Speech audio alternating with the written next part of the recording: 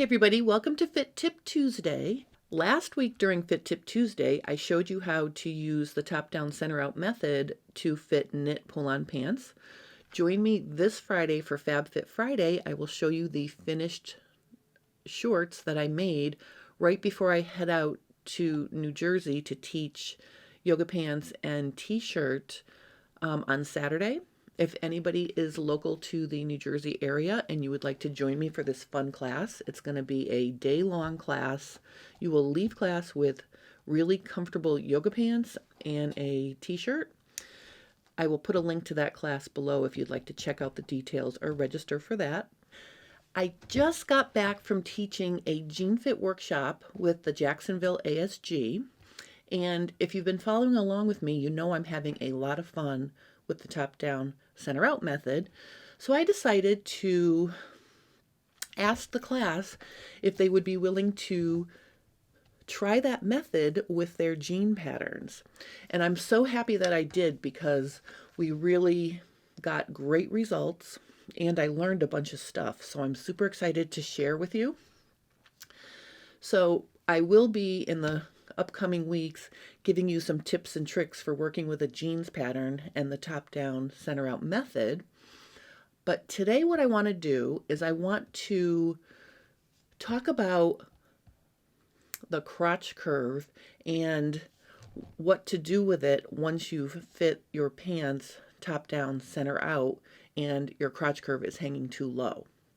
So when I worked with my peppermint pants pattern, that's the first pattern I tried the top-down center-out method with. It was very easy to fit because it was a wide leg, high-waisted pants pattern, and it had darts in the back, no pleats in the front, so it was fairly easy to balance the front and back leg by starting at the center front and back, adjusting my waist there to make sure that my inseam was straight, hanging nicely, and the hem was parallel to the floor. Then I worked my way to my side seam and I adjusted my front and back side seams separately to create a nice balanced muslin. It took me about 20 minutes. So working with a jeans pattern is a little bit different. Obviously, with a jeans pattern, the crotch curve is touching your body all the way around. So if it's hanging low, it really needs to come up. So during class, we all made a non-stretch waistband from a heavy-duty non-stretch denim. Then we picked our sizes and cut them out. And then I started fitting the one-leg muslin on the students. And it was really amazing how fast we got the front and back leg balanced with each other. So this is a huge step in pants fitting, and the top-down center-out method is amazing for that because working with one leg really allows you to see how the fabric is hanging without having the crotch seam sewn together to that second leg. So assuming that you've picked the right size or sizes, and if you have questions about that, check my video below or click the link below to the playlist for this series and check out the Did You Pick the Right Size video.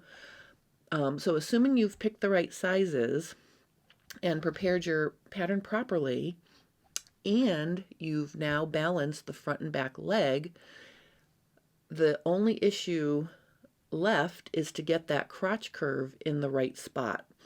So here's what I want to talk about today. During class, I experimented with getting that crotch curve to come up closer to the body by pulling it up from the waist. So doing top down, center out to lift the crotch curve. And what I noticed on some people's muslins is it actually made the fit of the pattern worse to pull it up from the waist. So we put it back down and, I thought to myself, all right, the front and back leg is balanced. Okay, there's no excess vertical length on the back leg. Everything's looking good. It's just the crotch curve is hanging too low. So here's what I want to show you. I have my little mini trouser pattern that I used for a different video here, and I'm going to use it to sort of show you what I'm talking about. Now, I've sewn the side seam, okay, and let's say this is the muslin that's fit perfectly, except the crotch curve is too low. Okay, so the first thing is we tried lifting it from the waist, and it created a myriad of wrinkles around the back leg. So we put it back down to where it was fitting properly. And I think the reason why that happens is because above the crotch, so before it's too low, everything up from the waist through the full hip is fitting properly. So the dart is correct, the waistline is correct, the crotch seam and side seams are correct down to where the crotch is too low. So if you try to pull it up from the waist and that screws up the fit of the muslin, put it back down and try this instead. Take out your side seam through the full hip, so unsew it, and then pleat it up right above where the crotch curve starts. So through your full hip would work for this. So what I'm going to do is, let's say I wanted to lift my crotch curve an inch and a half. I would pleat an inch and a half out here, straight through to the side seam. That's why I took the side seam out. And then I'm going to do the same thing on this leg. I'm going to pleat out an equal amount. Okay, so now I've picked up my crotch curve an inch and a half, but I have not touched the waist. So the waist is anchored on the non-stretch waistband. It's not moving. I'm just picking up the rest of the leg to bring the crotch curve into place. And on some people, that worked perfectly. And of course, every shape is different. So depending on how everything is hanging from the waist, you may be able to pick it up from the waistline. So try that first.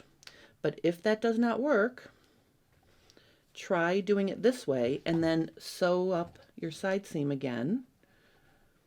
Now obviously, because we're creating an equal pleat straight through the muslin, we're not changing the grain, or we're not, creating an adjustment that would, let's say, unbalance the leg. We're only picking it up equally front to back to bring this part of the muslin up, to bring the crotch curve up where you need it, leaving everything that fit nicely the same. So that's just a tip for getting that crotch curve up to where it should be if the pattern you're working with has it there. So that's another thing that I just want to keep reminding you. If you're working with a top-down, center-out method, you want to make sure you're fitting the pants or jeans to your body like the designer intended. So if you're working with a pattern where the crotch curve should be touching your body and it's hanging too low, first try to lift it from the, pick it up at the waist, doing the top-down, center-out. If that doesn't work, create a pleat down low, by your full hip to pull that crotch curve up, and see how that works for you. So if you have any questions or comments about getting that crotch curve where it needs to go, please post your questions below and I will help you. If you're enjoying this series, please consider subscribing to my channel and clicking the little bell, because then you'll get notified every time I upload something new. And I just want to thank you guys for watching and have a great day.